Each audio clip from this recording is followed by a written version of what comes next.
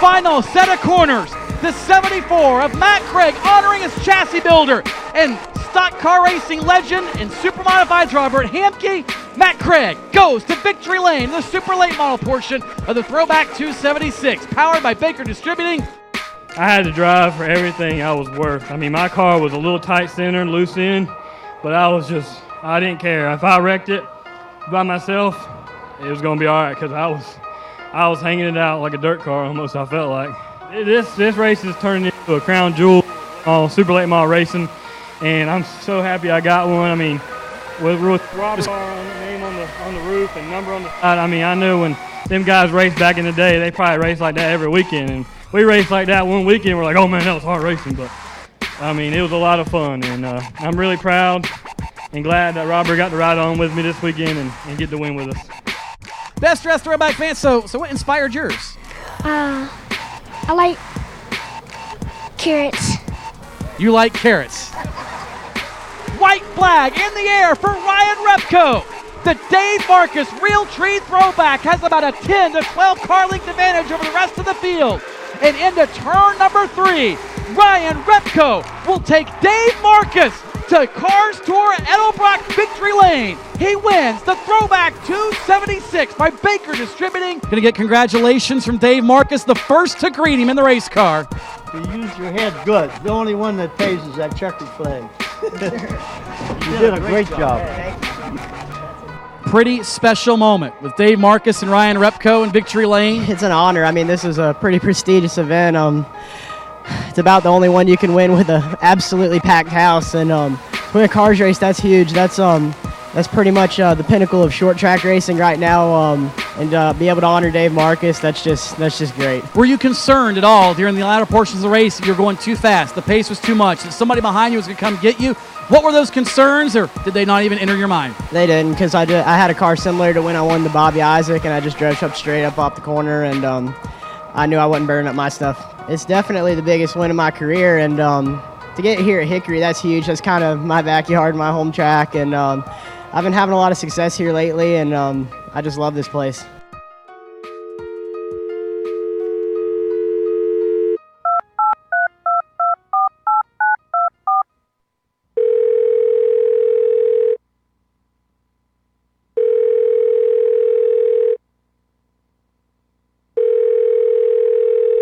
All right, here's this week's Cars Tour Report with Chris Ragle. Chris, thanks for joining us this week, buddy.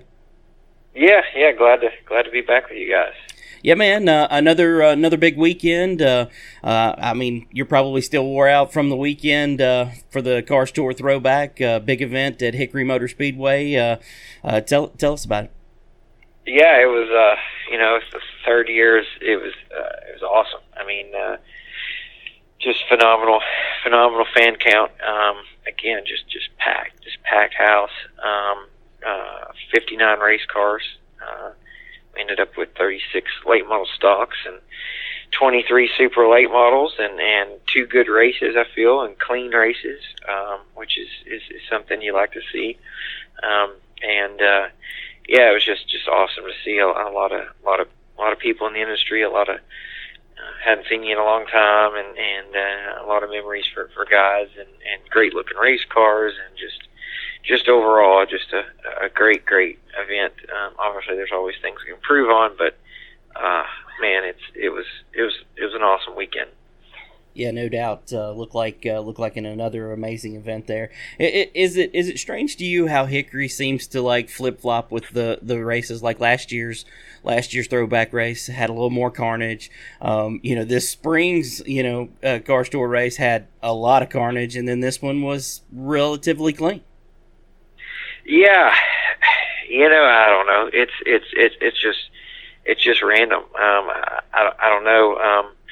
Talking to some of the guys in both divisions, and especially in late model stocks, but because they were the second race, but talking to a lot of guys in both divisions, they were just talking about how the track just really was slick, and made the cars real free, and some guys, even like Josh Berry, who obviously knows how to get around there, he was saying that's probably the slickest the tracks have just ever been.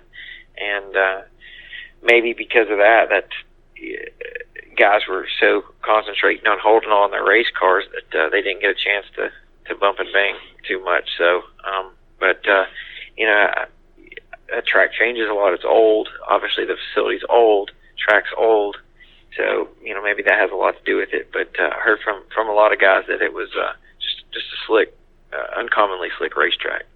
Yeah, that makes sense completely. I mean, I guess the heat difference between going there in March and coming there in August, I'm sure that makes a huge difference.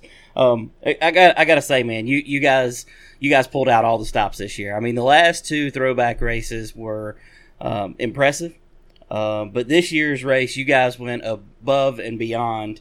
Even going back to Throwback scoring, I mean that right there was impressive. Yeah. It was.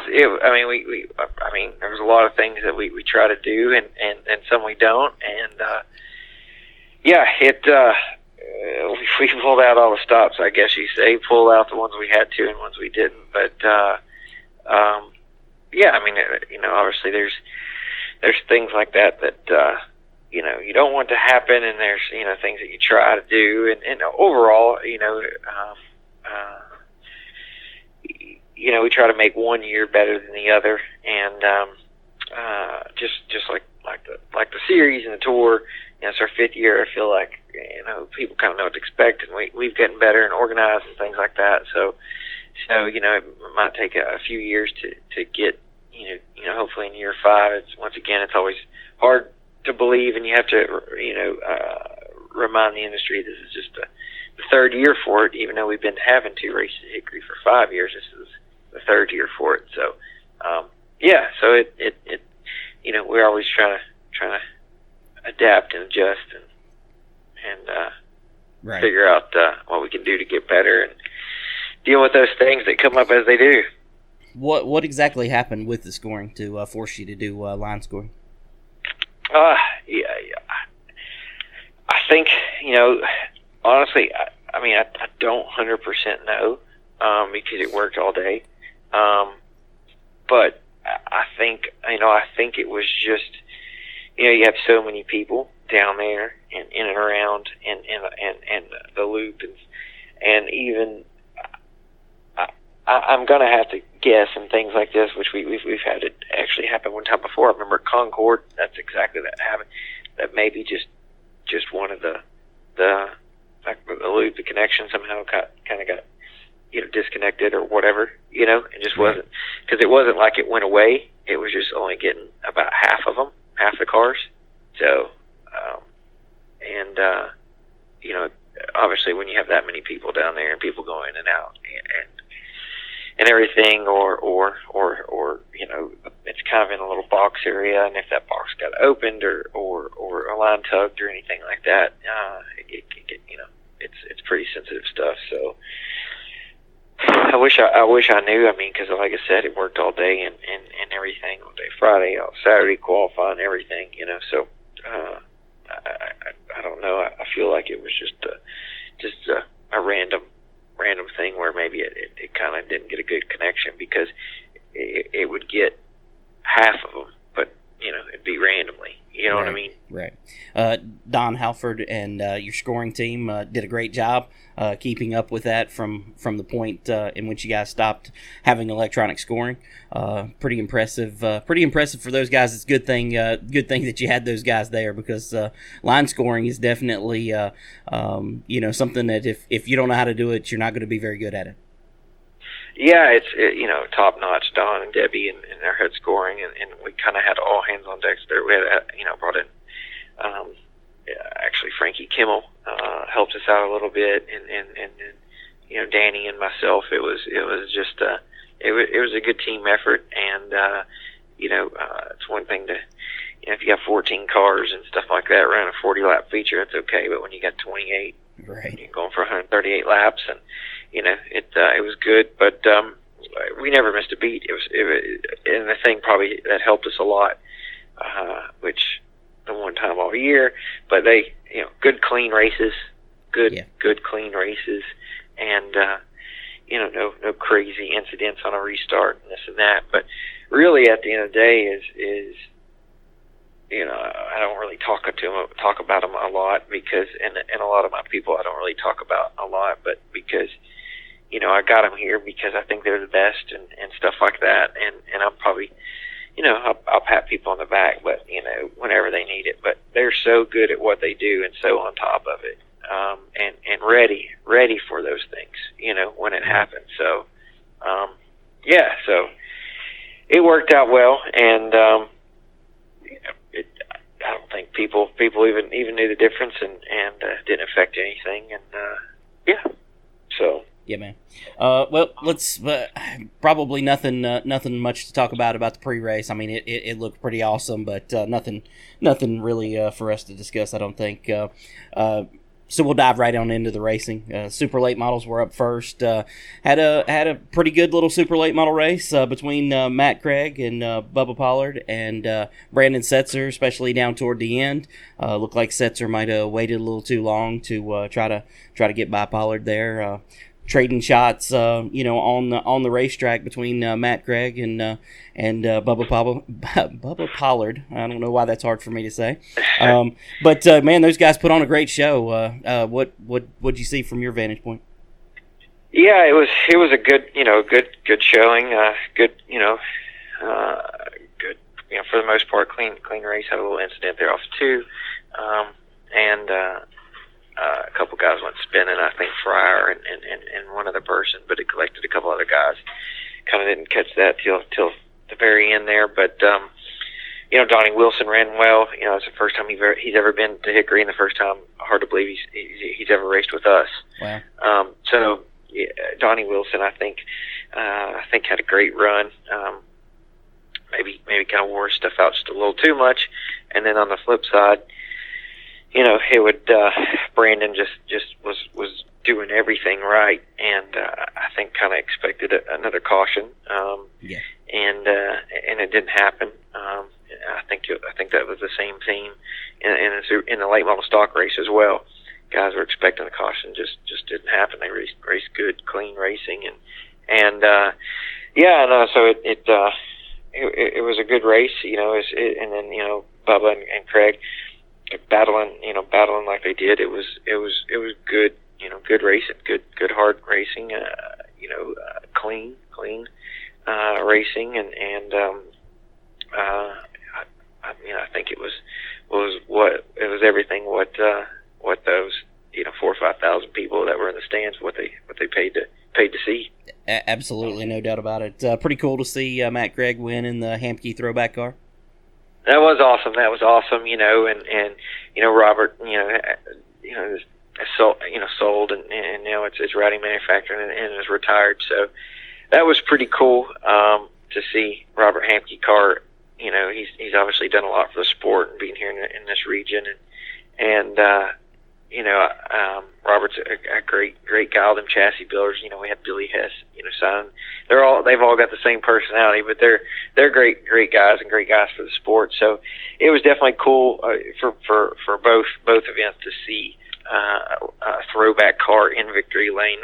That's always what we prefer. So and that was cool of him to Matt Craig to honor Robert there. Yeah, no doubt. I'm partial to those short track throwbacks, Yep. So I loved that one for sure. While Matt Craig was really burning it down on the front straightaway, things got a little bit heated and excited over on pit road. I guess Jeff Craig maybe gave a little sign language to Bubba Pollard after the race, and they come to blows. I don't know what you could see through all the smoke up there. I'm sure you've watched videos of it, but tell us what you saw there.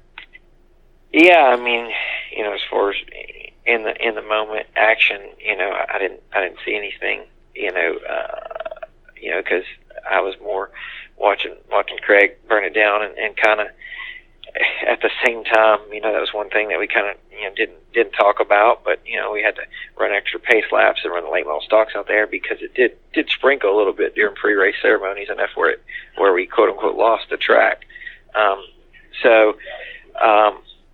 during the end, during right at the last 10 laps or so of the super late model race, I saw a significant amount of lightning off of turn 3.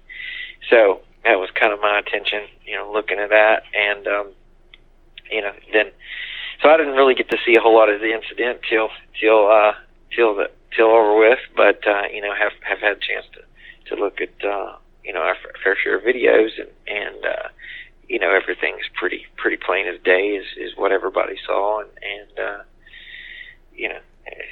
I think everything just kind of plays out itself as everybody saw it. Yeah. Did you expect to see anything like that? I mean, it didn't seem to me anything in the race kind of led up to that. I mean, obviously it didn't come from the race itself. It's kind of a history there between Craig's team and Bubba Pollard. So I watching it. If I was watching it live, I wouldn't have expected to see anything. Yeah, no, I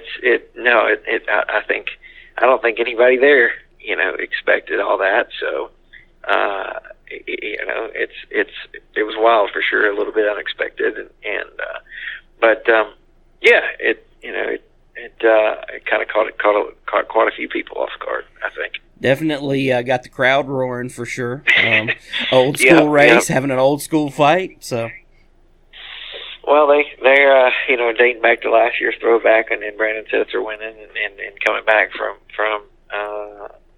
being suspended and stuff like that, and win the race and do it in dominant fashion, and that Hickory crowd and it's Throwback race, a lot of historic crowd and fans and stuff like that. They get into it, and there's a few tracks that we go to there in Orange County and South, they're passionate, and that's just Bowman Gray. We don't go there, but I mean they're passionate, short track fans, which is cool to see.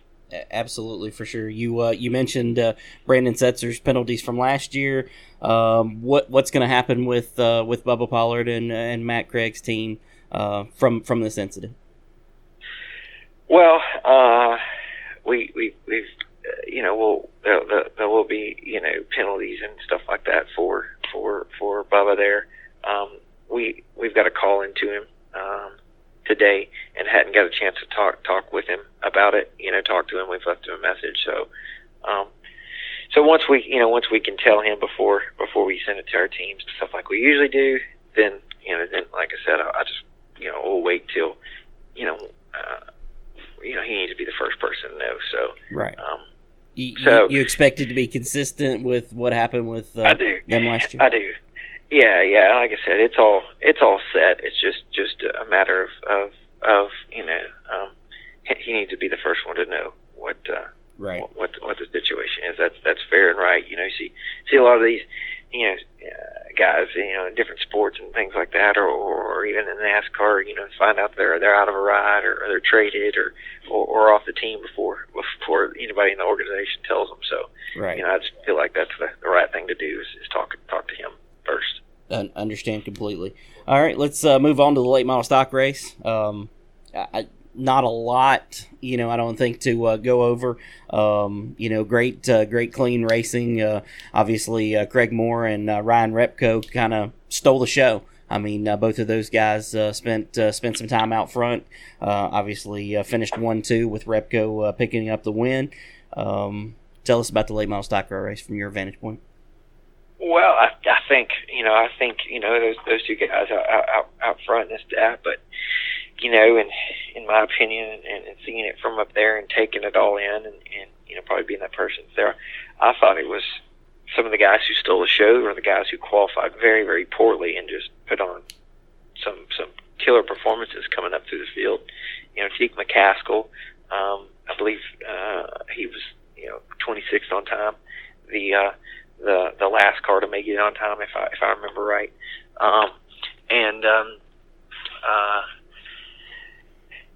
so he qualifies 26th, finishes 10th.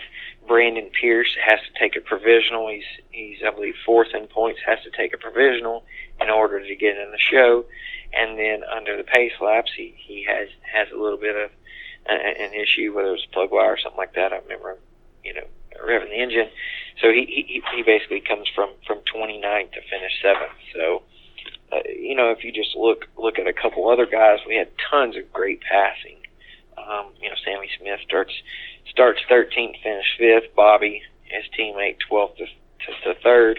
Tyler Matthews, 23rd to 11th. Cole Glasson, 24th to 12th. Lemke, 22nd to 13th. So I just feel like there was like really good, clean racing in the field. It's sometimes those first 2 or 3 guys might not indicate that, but man, if you looked from 5th to 25th, it was just really, really great racing and passing and comers and goers. And at the end of the day, that's what we need to see. So, I thought it was a phenomenal race, actually, and it was good to see, no red flags, no red yellows, and guys load up their cars in one piece and ready to go to Orange County here on the 24th of August. Yeah, definitely a lot of great racing throughout the field. Craig Moore, new car, came out, led some laps, finished 2nd. Good to see him kind of get his feet back under him. Yeah, no, it was definitely good. I know that team needed that. Craig needed that. Building that confidence. Brand new car. I mean, fastest chicken in the South.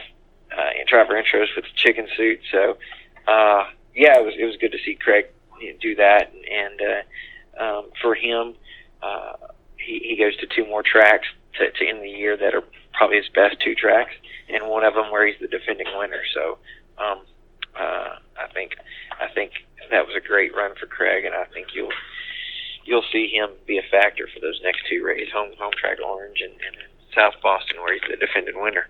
Yeah, absolutely. Kind of unusual for a non-Cars Tour regular to pick up a win. I believe I tried to look through the stats to see who was non-regular. I believe he's the 3rd non-regular to win a late model stock race. The first 2 being Sam Yarborough at Myrtle Beach and Justin Carroll in the first Throwback race. So kind of unusual for those guys that don't run the tour full time to have such a good run. Yeah, no, it was good. I know Ryan's not, quote unquote regular, but he's usually good for 4 or 5 races a year. Right. With us the last few years. So, he's we're familiar with him, and he likes racing with us. And obviously, he's doing some Xfinity racing and stuff too. I think he talking to him, he'll probably get another start, either South Boston, or Orange County, to finish out the year. So, it was great to see Ryan win, and man, just the highest level of awesomeness. Dave Marcus stuck around. I think it was talking to him. I think he sees this. He said he had no idea that there would be somebody who had one of his paint schemes, and he said as soon as he came across the track, he saw his car there, and immediately before he even went to the autograph session, he went and introduced himself, and Ryan kind of made I wish I'd won the pole. I'd got you to sign my pole award, and Dave said, why don't you just go win the race, and I'll sign the checkered flag. So, well, at the end, that's exactly what he did. So he signed his helmet, and he said he just kind of saw the 71 car up front, and a lot of those guys will stick around and they try to get out there and beat the traffic. But he said, Ryan being out front just kept him there, kept him at the race, and then Ryan gets out of the car, and Dave Marcus is in victory lane with him, and everything that they shared together. I mean, that's what this race is about. It's there's no matter what he does, Ryan does maybe for the rest of his career when it comes to racing. The small percentage of being ultimately successful in the Cup Series or Xfinity Series. We all know that's tough, but at the end of the day, when he's 40, 50, 60 years old or done from racing, or one day when Mr. Marcus is no longer with us, he'll have these memories, and his family will, and and Dave will, and all of us will, and that's just kind of what this race is ultimately about. Yeah, it was pretty amazing to see him in victory lane with him. I mean, that's definitely a special moment, probably one of the most special moments that the Car Store Throwback race has had over the 3 years. I mean, and I'm sure there's been a lot of great moments, but that had to be one of the coolest. Yeah, no, it's, I just thought that was the coolest thing. So, and I know Ryan did too, and so it, I mean, I think overall it was a good race. It was a good race, and 36 cars, for this race, it's just phenomenal. So, good event, good weekend. Absolutely. Points battle. McCarty didn't gain much. I'm not sure. I haven't checked the points. Gained one. He's gained one. We got those updated this morning. He's 11 behind. If you look at the points battle, he gained one. He's now 11. He was 12. Now he's 11. Josh is just doing that. Those little bitty things. He gained two extra bonus points with winning a pole and leading the lap, and so instead of being 9 ahead, he's 11 by just those little things. So it's going to come down to the wire. It's still really anybody's game. We've seen that this year, and both places we go to are tracks that maybe Josh does Josh does a little bit better in Orange County, but Bobby runs right there, and then Bobby probably does significantly better at South Boston. So I mean, it's going to be tight, and it's going to be, I think both races are going to have a large car count to see that point swing, and that's probably where we're different than a lot of series is you can really lose or gain a lot of points in one race because you have 28 cars averaging. Right, for sure, no doubt about it. The points battle's going to be a good one. One other thing before I let you off of here, I wanted to talk about, and I should have brought it up a little bit earlier, and it was further down my list. But the deal with Jacob Hefner, Jessica Can, Thomas Bean. I guess Thomas Bean qualified Jessica Can's car. Jessica Can intended to start it. They ended up working out a deal for Jacob Hefner to run his own car during the race, but had to put a 19C on there. Tell us about it from the Car Store perspective. Well, yeah, I mean, Thomas and Jessica both practiced the car on Friday and Saturday both. So they both took turns doing that. Thomas got a license in the beginning of the day, single event license, and that was their game plan all along. We looked through the rule book, and the only thing in the rule book it says is that one competing driver cannot drive two different cars. And that would go, for example, is Josh Berry could not go and get Adam Lemke's car because he's already competing, and nor could Brandon Setzer go get in, Adam Lemke's car because he's competing. Right. But having having a alternate driver at, for any circumstance or anything, there's nothing in there that says anything against that.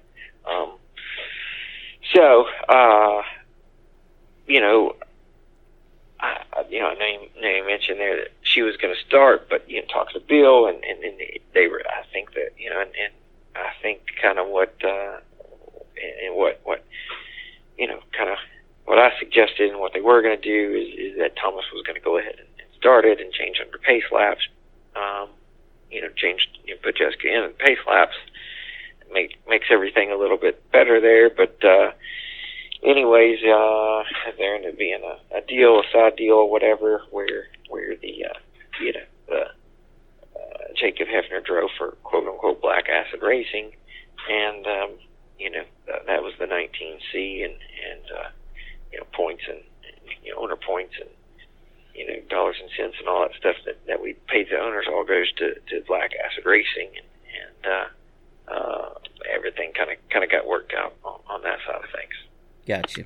I mean, is that something that you guys, want to see happen, or is that something that you're going to look at, going forward? It's just, I mean, I don't think it's an ideal situation, but, of course, you don't want to have a lot of rules and different society rules off the 1%. You know what I mean, and alter everything and change everything off the 1%. But is it different than we had the 2012 thing a few years ago with the 44 changing different drivers every time? That's something we had to, as a series, we took on the chin each and every week, and then altered that in the off season, and then the same thing there. We read the rule book with what it is. It wasn't something that we could just switch right then and there. No one brought up ahead of time, and obviously then the team that was doing that, but sure, the 35 other people, whatever, never asked about that, ahead of time or anything. But yeah, I mean, it's maybe something that we can look at and see, but it's still like trying to get everything perfect is hard. It's way I look at it, it's no different than a technical rule. Well, it says we can't do this, but it doesn't say that, it doesn't have this in the rule book, right? And right. That's how rules are made or adjusted or whatever, and that's just, whether it's technical or procedural or things like that, it's just the teams, finding that gray area, and that's innovative. That's what they're supposed to do, and keeps us doing what we do. Absolutely. Well, normally at this point we talk about the next race coming up, Orange County. But man, I kind of liked that preview last week, so I'd like to maybe kind of keep that going. If that's cool with you, next week we'll get together and talk about, or 2 weeks we'll talk about Orange County. Yeah, no, it sounds great. Got a big one there with getting down to the points championship on the late model stocks, and then 10,000 one for super. So let's do that. All right, man. Sounds good. Did we miss anything? I think I don't think we did. I mean, just a big thing. Thanks to Baker Distributing. We had turns 3 and 4 rocking at trackside. Your buddy Roger Johnson with Lawrence Route. Man, they had it going on down there, and